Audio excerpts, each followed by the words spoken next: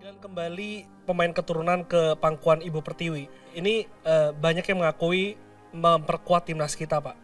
Ada bocoran, Pak? Siapa lagi yang akan masuk? Ya kalau udah salaman baru bisa ngomong. Kalau sekarang kan semuanya masih cita-cita. Kalau udah salaman, ada fotonya, nah itu benar. Kalau gosip biarkan aja lah. Tapi ada, Pak, maksudnya yang masuk radar sedang proses. Insya Allah ada. Posisi, Pak? Saya nggak bisa ngomong. Karena kan dari kemarin itu kan ya, Mas. Untuk itu Erik melihat bahwa kita butuh pemain depan. Ya, ini memang benar. Karena pemain depan yang kita butuhkan untuk ada sana. Kita tidak tahu siapa yang sedang dibidik, karena dalam konteks saya kemarin kan ada semacam operasi sunyi senyap yang dilakukan dan bisa aja ada kejutan. Siapa pemain? Saya tidak bisa memaksakan itu pemain mana, tapi ini menjadi rahasia, tapi terus dibidik. Karena Erik sudah mengatakan akan diupayakan, akan diusahakan, siap untuk bisa memenuhi ini. Karena timnas Indonesia sebetulnya punya potensi dengan diperkuat oleh mayoritas pemain-pemain keturunan dengan menampilkan permainan standar tinggi supaya bisa menjadi langganan dari Piala Asia. Dan yang kita harapkan, ya dong, ini kan yang kita harapkan dan mimpi kita semua agar bisa bermain di Piala Dunia tahun 2026.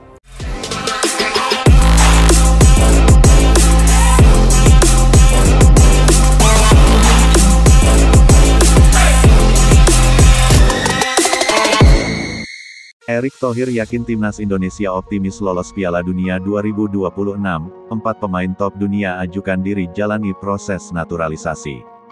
Optimisme masyarakat pecinta sepak bola Indonesia semakin meningkat menjelang ronde lanjutan kualifikasi Piala Dunia 2026. Kabar terbaru yang menggembirakan datang dari PSSI di bawah kepemimpinan Erick Thohir.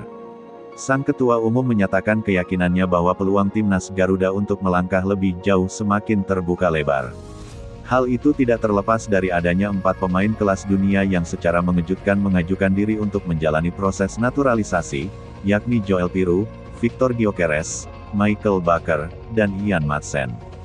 Kabar ini tentu menjadi titik terang baru bagi perjalanan sepak bola Indonesia, yang dalam beberapa tahun terakhir tengah mengalami transformasi besar-besaran.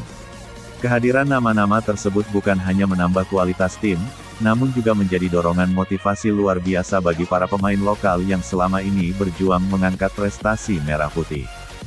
Erick Thohir menegaskan bahwa target besar PSSI bukan hanya sekadar tampil impresif di level Asia, tetapi juga menembus pentas Piala Dunia 2026 yang akan digelar di Amerika Serikat, Kanada, dan Meksiko. Menurutnya, Indonesia sudah selangkah lebih maju dalam hal manajemen tim, pengembangan pemain muda, serta dukungan infrastruktur yang mulai ditata secara profesional. Dengan tambahan kekuatan dari para pemain keturunan maupun pemain asing yang bersedia naturalisasi, ia percaya skuad Garuda bisa tampil lebih kompetitif. Bagi Erick, langkah ini bukan sekadar wacana instan, melainkan strategi jangka panjang yang bertujuan untuk memperkuat identitas tim nasional sekaligus memberikan efek domino bagi kualitas kompetisi dalam negeri. Joel Piroe dikenal sebagai striker muda yang saat ini meniti karir di Eropa. Ia punya kemampuan penyelesaian akhir yang tajam serta insting mencetak gol tinggi. Piroe diyakini bisa memberikan warna baru di lini serang timnas Indonesia, apalagi Garuda saat ini sangat membutuhkan penyerang tengah yang bisa diandalkan di laga-laga penting. Jika naturalisasinya rampung, duet Piroe dengan pemain lain seperti Rafael Struijk atau Marcelino Ferdinand bisa menciptakan kombinasi serangan yang jauh lebih menakutkan. Nama Victor Gyökeres sudah tidak asing di telinga pecinta sepak bola dunia.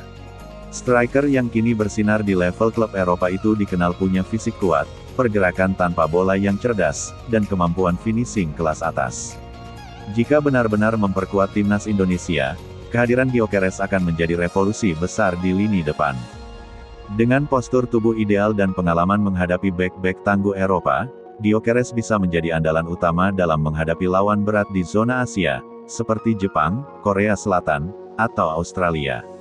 Kehadirannya diyakini akan membuat lini serang Garuda lebih berwibawa. Tidak hanya sektor depan, lini tengah Indonesia juga akan mendapat suntikan tenaga baru dengan adanya Michael Bakker. Pemain ini dikenal sebagai gelandang modern yang memiliki visi permainan brilian, distribusi bola akurat, dan kemampuan menjaga ritme pertandingan.